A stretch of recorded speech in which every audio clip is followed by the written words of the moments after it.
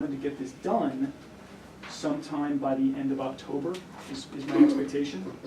We would send the information off to the credit rating agency, whether that's Moody's or S&P. Kevin and I can determine which one it is. The fees are around the same. It's really a preference point. I think I don't really have a problem either one, but Moody's or S&P is usually what I would go to. Once you go to that credit rating process, the rating call would work around the timing of administration ultimately.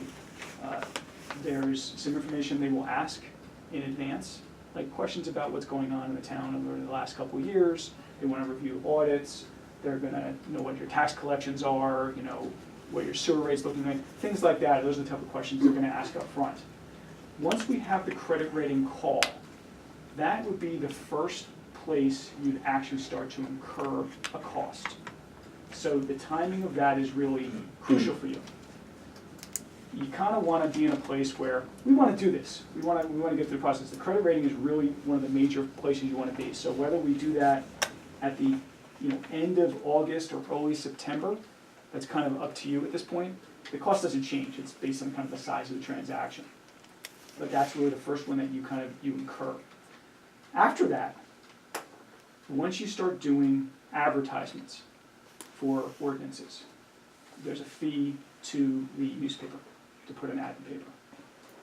That's the second cost you incur. That's it at that point.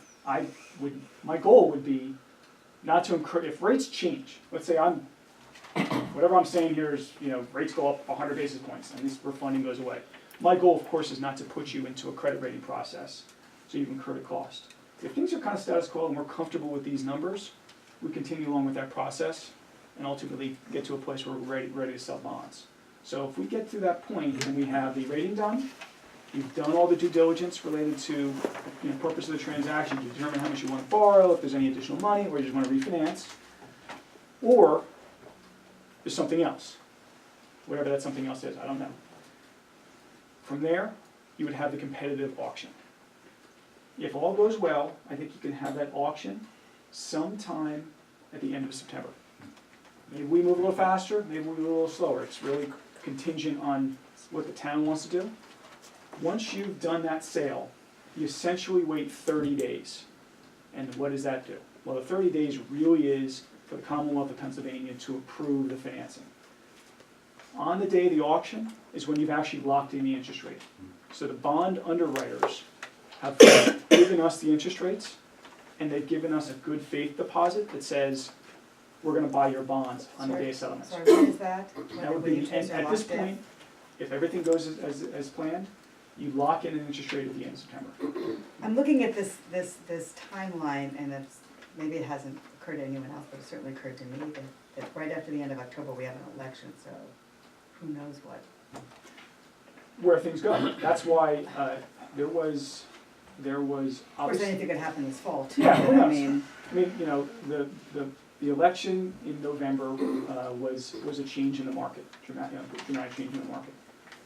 I've found, the market's fickle. News comes and goes, and things get adjusted based on many things. It could be something's going on in Europe. It could be oil prices. People find ways of why rates go up and down. Trade wars. Trade wars. Cost of inflation. There's lots of things that can drive the market one way or the other. I always tell my clients, supply and demand is usually what I care most about. And as long as there's not a glut in the market, I'm going to know what the market is. We do 3 to 4 transactions generally per week when things are really humming. And we're going to know what a AA- or a AA credit rating is looking like. That's why I'm giving you guys estimates in a sense. As we get closer, we'll really know. So if we find at a point where we're close to September and the auction's about to happen, and I think the savings aren't where we think they're going to be, I'm going to call Kevin to say, we're not selling these bonds, let's hold off for a little bit. That's kind of on my job. And what costs would we have incurred at that point? At that point, all you've really incurred, I say all you've only really incurred, is the rating fee, which is about $10,000 or $12,000, and the advertisement fees. The bright side is, with any credit rating fee, and this has only happened once or twice in my career, I've been doing this almost 20 years, if you don't sell the bonds because of whatever reason, the market completely changed, that credit rating is good for a period of time. you have at least around 6 months from the time you get the credit rating to be able to use that for an auction or for a sale. So it's not like it's a one-time thing and you're done, you've wasted it, you've got it around 6 months. I've been able to finagle it a little longer. I certainly don't want to go through that road if we don't have to, but that's the kind of, that's where we're at the point. So we can work it out where we can kind of remove most risk, but the credit rating is really what drives what the interest rates are, and two, you need one for any transaction, so, For bond counsel, yes. we would want to do that somewhat competitively. Do you have preferred Sure. different firms that Yes. you like to work with for bond counsel? There's a number of firms you can work with. It's a somewhat specialized business, I should point Yes. out. I There's, understand. yeah, That's yeah. why I'm asking. You can use, I would go back to Fox Rothschild. I mean, Yes. they did it last time. Passed that ordinance, ordinance 15-03 on 5/5/15 that Fox Rothschild was our bond counsel. Yeah, Yep, so you They were can, good. you can do whatever you want. I don't, Okay, I have no problem. I work with Fox Rothschild in a lot of places, so good. if you want to go through a competitive process just to see what the fees are, fine. If you don't, that's fine too. So, I'm just naming random firms. You can get a firm like Fox Rothschild, which is kind of out of Exton.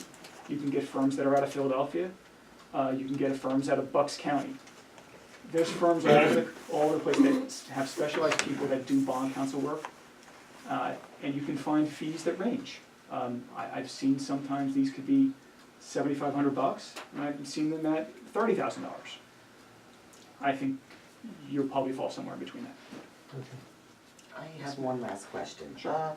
It's, the bond market really has not been very stable in the last couple of years. It only appears to have just stabilized in the, since the gutting of the Dodd-Frank Act. It seems like in May 25th is when that was signed, that's when the market stabilized. If you look at like the year-end projections, there were losses. I mean, how safe is the bond market? I mean, it just appears to have been stable these last couple months. Municipal bonds have been around for hundreds of years. It's I a didn't realize that. it's a standard way that most local governments utilize to fund capital projects. When the market is volatile, there are ways to alleviate the volatility for transactions. I didn't describe this, but one of the things that I'm talking about here, that I'm suggesting as the way to alleviate any volatility that may occur, that is called a parameters ordinance, okay? What a parameters ordinance means is, if the timing works as I'm describing, we would be back, bond counsel, myself, would be back at your August 28th meeting. This can change if we needed to, with the legal documentation and advertisement necessary. And we would establish a maximum principal amount, maximum interest rate, and other parameters. That's what parameters means. What those parameters are allow us and administration to determine when we sell the bonds. Traditionally, if you use a traditional way of an ordinance where you sell bonds on the day of a regular meeting, that means you're stuck with having the sale on the first Tuesday of the month, whatever day your meeting is, and the last day of the month. When you utilize a parameters ordinance, now we have this established parameters at a maximum amount of interest rate and a maximum amount of size.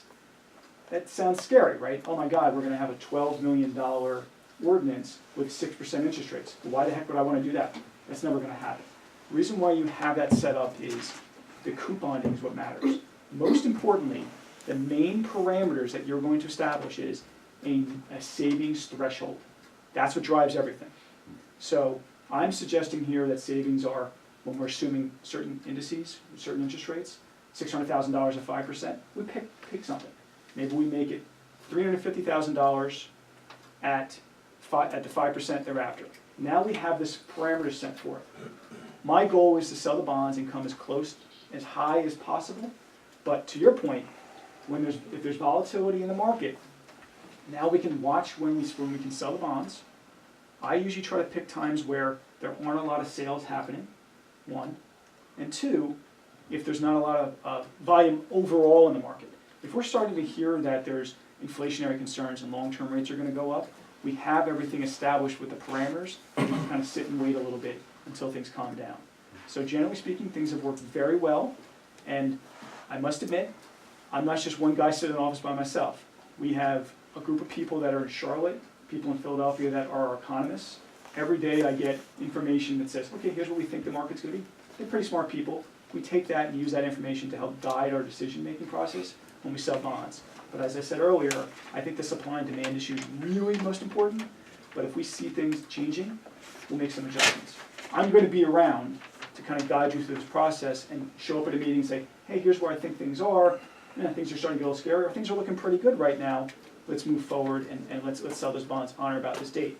You essentially, by having that parameters in place, if we determine the sale is sometime at the end of September, if on the day of the sale something terrible happens, we can stop the auction. Like the government shuts down. Government shuts down. I mean, you can pick something. I mean, honestly, if Lehman collapsed Part 2 on the day of the sale they were picking, I don't have the auction that day, and we're fine.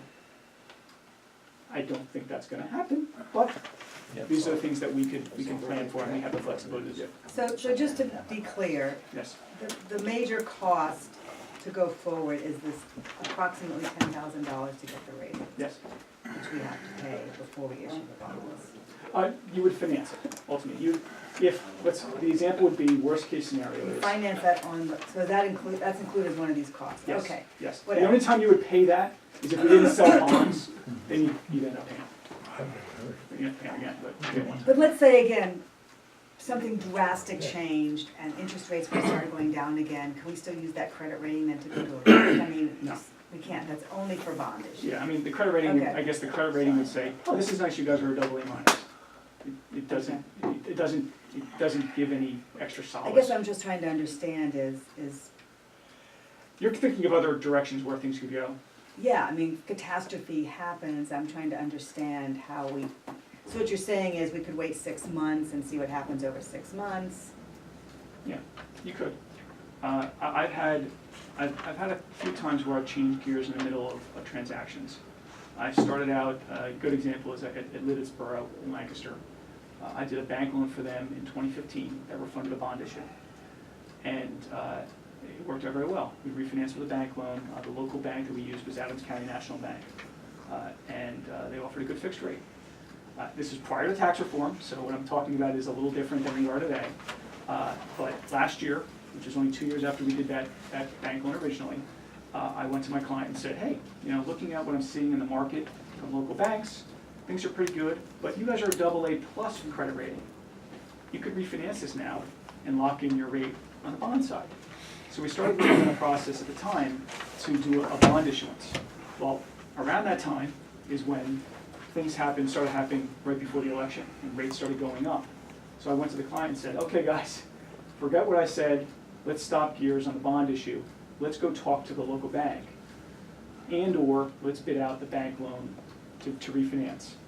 As it turned out, the best option was doing the renegotiation with the local bank, and we locked in there, and that's what we ended up doing. So if by chance you're suggesting that if that could happen, it's fine, let's do that. I'm just trying to understand how much flexibility there is in this process You have for us to flexibility. go in slightly different directions. You can do it. We're not really locked in, and it's your job to get us the best deal possible. Yes. I honestly, And to tell us if it's not the time Yes. for your story, we wait until conditions improve. So that's very helpful. yes, I mean, it's sad to say, this is all I do. My role is municipal bonds and working with local governments. So my role is to provide you guys. You guys are not doing this every day. I am. Yeah, thank God, it's not great. So that's, so whenever I show this timeline here, if things need to change for whatever reason, or you say to me, hey, I want to do this faster, or I want to do this slower, I'm going to readjust things. I'm going to come to your meeting and tell you where we're at and why I think you should do this or not do this. That's my job. I've spoken a lot here. That's good. God, you know me, I can talk. I just want to ask one other question. So this is all premised on the probability of interest rates going up to at least 5%. Or less. Based on, Or less. Yeah. So what if we just stuck with our loan for another 5 years, and then what would the bond market be doing as interest rates are going up? Same thing, rates would go up on. They'll be going up too, so that would be also risky. Okay. Yeah, you're damned if you do, damned if you don't at that point.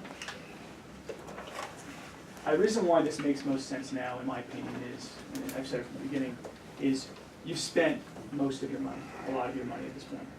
The value of the bank loan, in my opinion, has diminished enough. So now you remove the downside of the bank loan and lock in your rate. That drawdown capability is what drove you to doing that bank loan. Frankly, in 2015, did anyone have an idea we're gonna have tax reform? No.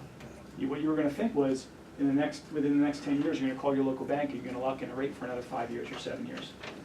It's not gonna happen now, from the economic standpoint. And honestly, looking at your financials, I feel very comfortable that I think you're in a very good spot where you can take advantage of the long-term rates. If you were a credit rating that was in the A category, I probably wouldn't be sitting here right now, because I don't think there would have been enough value in the interest rates that you can get from the bond market. Isn't our income closer to 3 million? Isn't what? Our income, isn't that closer to 3 million? Total.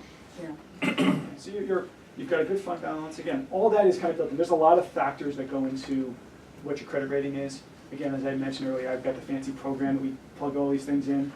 Until you go through the process, you don't know for sure. I hope it's better. What do you need from us to? I guess at this point, you've kind of, the first, last time I was here on July 3rd, you said, hey, start to do a couple more things. I've done that. Provided you an update on this. If you think this is a good idea and you want to follow this timeline, at least from a preliminary side, I guess I would need you guys to say, get cracking, get Kevin to start working on the offering statement, get the bond issuance. So officially authorize PFM to move forward. Sign that engagement letter that says you can hire or fire me whenever you want. That's about it. And from there, I'll work and continue to work. And if you like, I would be back at your meeting on August 28th with a lawyer that prepared the parameters ordinance, and we've done the advertisement. We would, at that point, have a rating call just after that. So where I planned this was, if at the meeting on the 28th, things have really changed, or you've had a change of heart in some fashion, we have not done the rating call at that point. And if you say we're authorizing the parameters, we do the rating call the next day or the next couple of days after that. And now we're really in business and ready to sell bonds, a few weeks after that. That's where we're at right now. So would you like a vote from this board to move ahead for the next month? Yes. Do we have a time limit on how long it has to be advertised? Is it a Oh, 30-day advertisement? No, so that's a good question. So the Local Government and Debt Act supersedes Township Code. Okay. So from your perspective, when we do the advertisement, if we go down this road and do that parameters ordinance, it's no longer than 3, no less than 30-day advertisement. So typically they put it in the local paper a few days in advance. It's a big long article that says that the township's going to incur a certain amount of debt. There's a public vote for this. Come to the meeting if you want to do it. Okay, And- so we're not tied to that 30-day advertisement? Correct. But it would be as if it was a public hearing, correct? It would be as you would normally do any ordinance. I don't know You don't do a public hearing for Yeah. minutes. Yeah. You don't do a public hearing? for We ordinance? would end up doing, we would be presenting just as we would before, like this. We go over the numbers, we update the timeline, and you'd make the official vote of the ordinance at that night. That's really the next step at that point. That means you've essentially incurred that debt at that point. You haven't sold anything, but you've at least incurred by doing the ordinance. Somebody want to make a motion? So this parameters ordinance, is that like one of our township ordinances? Or is that It's- just a temporary thing for the, It's related specifically to the bond? There's a specific ordinances that are created for the bond that hit all the highlights of the requirements of the Local Government and Debt Act. But what it's doing is it's authorizing all the necessary things to happen to get us to the point where the So this is Commonwealth. the Pennsylvania yes. state requirement? Yes, yeah, But it is a township ordinance. yeah, it is an ordinance, so you look Right, at. but it's required by the Commonwealth of Pennsylvania? Yes, yes, Okay. and it'll be placed, for when it's advertised, it'll be placed for public inspection in advance of the meeting, and people can review that, and then we come and talk about some more. There's a lot of discussion that has happened for these things. So another quick question, besides the advertising fees, the very first cost incurred is with that rating call, which will be after the meeting on the 28th. That's how the schedule is, yes. Yeah, so we now, pretty much that gives us another month to watch the market. Yeah. Well, I wish we had a crystal ball, and we could get up to 2.48% Yeah, rates, but it looks like those days are over. You really do not see the midterm elections affecting the market at all? Is that what you're saying? No, I'm not sure what I'm saying. Well, I mean, yeah, I maybe mean- it might be prudent to wait till after the midterm Yeah, I mean- elections because the bond market got very volatile after 2016. And, you know, we don't Yeah, have a crystal ball, and you're only talking a matter of a month or Yeah. two. Yeah, I mean, the parameters ordinance gives us the flexibility to go or wait. We would have a lot more clarity at that time than I do sitting here on July 31st. So, I don't know what's the best time. I think we can work within this timeline right now, and that's fine. But if we think we like where we're gonna be at that time, I would say go for it. If I don't like where things are going, I won't The go for other it. direction. Sharon, Yeah. Sharon, It just seems like we're rushing through it. I have a question for the supervisor. So, I missed the July meeting. What is the township's current relationship with PMF? No relationship. Okay, so Besides are there knowing other, are there other providers out there, okay, other advisors, okay, who could speak the rates, okay, not in the market, okay, but the costs that we're incurring to do this? Have we explored them? So this gentleman has come here to talk to us today, but he's not the only game in town. Is he the best? Yes. Is he the worst? Okay. Oh, no, I mean, So I'm asking you a friend No, here, no. okay? Today you're here as a salesman, okay, a salesman for a service, okay? And there are other salesmen around, so that's, I'm just trying to understand where we are in this process and if we should be looking a little bit deeper. so, to give you a backstory, and I mentioned this earlier, so this, whether this matters to you or not. So, I've been doing this since 1999. My firm was essentially the originator of municipal finance for municipalities in Pennsylvania. We started in the 70s, so we're about 40 years old. We are by far, whether it's big or small, and that doesn't matter or not, we're by far the biggest out there. We work with 250 school districts and probably 600 municipalities across the state. We have 35 offices nationally.